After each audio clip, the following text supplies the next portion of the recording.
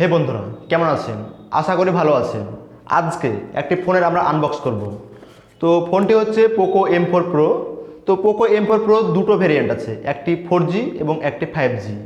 তো আমরা যেটি আনবক্স করতে চলেছি সেটি হচ্ছে 4G ভেরিয়েন্ট। আমি আপনাদেরকে এটাই বলতে চাই, একটি ফোনের দাম কত আর তার সঙ্গে সঙ্গে কোম্পানি কি অফার করছে। একটি বাজেট ফোন অথবা মিড রেঞ্জের ফোনের কাছ থেকে আমরা কখনোই ফ্ল্যাগশিপ লেভেলের স্পেসিফিকেশন আমরা আশা করতে পারি না। তার সাথে সাথেও কোম্পানি এই ফোনটিতে কি দিচ্ছে এটা আমরা বিস্তারিতভাবে দেখে নেব।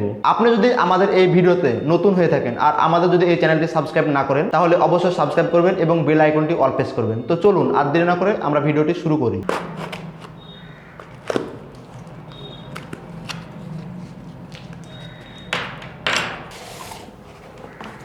তো এগুলোকে আপাতত আমরা সাইডে রাখি এবং মেন যে বক্স সেটাই আমরা খুলে দেখি।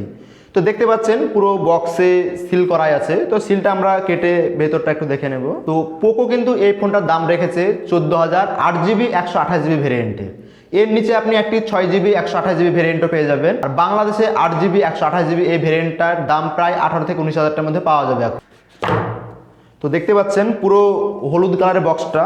তো বক্সের ওপরে তো আমরা এটা খুলে দেখে নিই এর ভেতরে কি আছে। তো এখানে একটি টিপিউ কেস দেওয়া আছে সিলিকন, তার ভেতরে কিছু ডকুমেন্টেশন দেওয়া আছে। তাছাড়া এর ভেতরে আরো একটা কিছু দেখতে পাচ্ছি। তো এটা বের করে দেখে নিই কি আছে এর মধ্যে। ইমেজ একটা এখানে দেওয়া আছে দেখতে পাচ্ছেন। তো এগুলো আপাতত আমরা সাইডে রাখি। মেন যে বক্সটার ভেতর আর কি আছে সেটা দেখে নিই। তো এই হচ্ছে ফোন। তো ফোনটাকে আমরা সাইডে রাখি। এর ভেতরে যে চার্জার দেওয়া আছে সেই চার্জারটা একটু দেখে নেব। তো এ হচ্ছে 33 ওয়াটের একটি ফাস্ট চার্জার এবং তার সঙ্গে একটি type A to type C cable দেওয়া আছে। তো কেবল চার্জার এগুলো আমরা সাইডে রাখি এবং যে মেন ফোন সে ফোনের দিকে আমরা একটু এগিয়ে যাই। তো এই হচ্ছে মেন ফোন। তো ফোনটা কালার হচ্ছে ব্লু কালার। ফোনের যে প্রথম ফার্স্ট মানে হাতে ধরার যে ফিলিংসটা অত্যন্ত ভালো। তো এই ফোনটি খুবই লাইট ওয়েট। ফোনের যে ওয়েট সে ওয়েটটা হচ্ছে 182 গ্রামের একটি ফোন। তো আমি প্রথমে হাতে নেওয়ার সঙ্গে সঙ্গে বুঝতে পারছি খুবই আমাকে ভালো লেগেছে। তো তাছাড়া ভালো লাগার পেছনে আরও একটি কারণ আছে, আপনার পেছনে হালকা কার্ভ দেওয়া আছে। তো কার্ভ থাকার কারণে আমি যে হাতে ধরছি, হাতে ধরার সঙ্গে সঙ্গে যে একটা হাতের সঙ্গে যে গ্রিপ, সেই গ্রিপটা খুবই ভালো। তো এর পেছনে যে আপনার মেটেরিয়ালসটা ইউজ করা হয়েছে এই ফোনটির পেছনে প্লাস্টিক মেটেরিয়ালস ইউজ করা হয়েছে। তবে প্লাস্টিকটা একটু উন্নত কোয়ালিটি। তো এই ফোনটির যে ব্যাকটা পুরো ম্যাট ফিনিশের সঙ্গে আসছে। তো আমি এতক্ষণ পর্যন্ত হাতে নাড়াচাড়া করছি কিন্তু এখন পর্যন্ত আমার আঙুলের কোনো ছাপ এখনো পড়েনি। এখানে উপরের দিকে 3.5mm এর একটি জ্যাক দেওয়া আছে, তারপরে স্পিকার, ঠিক তারপরে একটি আয়ার ব্লাস্টার দেওয়া আছে, তারপরে নয়েজ ক্যান্সেলেশন মাইক দেওয়া আছে এবং ডান দিকে এখানে ভলিউম আপ ডাউন একটি সুইচ দেওয়া আছে। তার নিচেই আপনার পাওয়ার অন অফের সুইচ। কিন্তু পাওয়ার অন অফের সুইচের সঙ্গে সঙ্গে কিন্তু এখানে ফিঙ্গারপ্রিন্টের সেন্সারও দেওয়া থাকছে এবং ঠিক তার নিচের দিকে আরও একটি স্পিকার দেওয়া আছে এবং ঠিক তার পাশে আরও একটি নয়েজ ক্যান্সেলেশন মাইক দেওয়া আছে। ফোনটা যদি বাম দিকে দেখি তো বাম দিকে দেওয়া আছে সিম ট্রে। এই ফোনটি কিন্তু IP53 রেটিং দেওয়া আছে। আপনার এই ফোনটার মধ্যে কিন্তু ধুলোবালি বা হালকা ছোটাফাটা জল এরকম কিন্তু যাওয়ার কোনো সম্ভাবনা নেই, কারণ IP53 রেটিং দেওয়া আছে। তো খুবই ভালো এই বাজেটের মধ্যে IP53 রেটিং দেওয়া। তো আমরা বলবো পোকোকে এর জন্য একটি বড় থামস আপ দেওয়া উচিত। এখানে আমরা ঠিক ক্যামেরা হাউজিংটা দেখতে পাচ্ছি। পোকো কিন্তু অনেক বড় ক্যামেরা হাউজিং দেয়, বরাবর এটাতেও সেরকমই দেওয়া হয়েছে। পোকোর একটি বড় ক্যামেরা হাউজিং দেওয়া হয়েছে। এখানে দেখা যাচ্ছে অনেকগুলো ক্যামেরা ব্যবহার করা আছে, কিন্তু এখানে অনেকগুলো ক্যামেরা দেওয়া নেই, মাত্র 3টি ক্যামেরা দেওয়া আছে। এখানে যে মেন ক্যামেরা, যে প্রাইমারি যে ক্যামেরা সেটি 64 মেগাপিক্সেলের এবং আলট্রা ওয়াইড সেটি হচ্ছে 8 মেগাপিক্সেলের এবং তার সাথে সাথে 2 মেগাপিক্সেলের একটি ম্যাক্রো লেন্সও দেওয়া আছে। আর ঠিক তার পাশে LED ফ্ল্যাশ দেওয়া আছে এবং ঠিক তার সঙ্গে 16 মেগাপিক্সেলের একটি সামনে সেলফি ক্যামেরা পাচ্ছেন। ক্যামেরার যে ফটো স্যাম্পলগুলো সেগুলো আপনাদেরকে দেখাচ্ছি।